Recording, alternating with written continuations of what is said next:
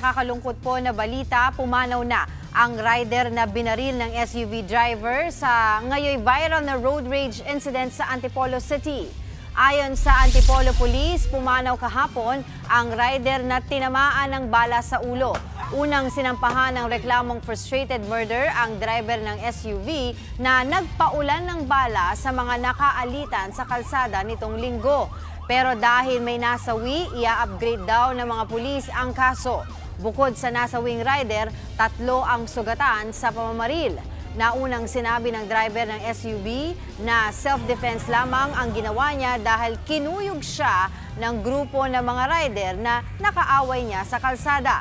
Naglabas naman ang Land Transportation Office o LTO ng show cause order laban sa SUV driver at 3 motorcycle riders na sangkot sa road rage.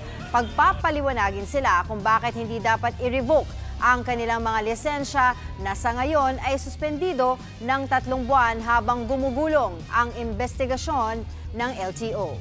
Mga kapatid, Dimples Romana po, kumpletuhin ang inyong umaga ng mga kwentong puno ng inspirasyon. Salubungin po ang bawat araw ng may ngiti at pag-asa. Kaya't mag-subscribe na po at mag-follow na sa aming social media pages ng News 5.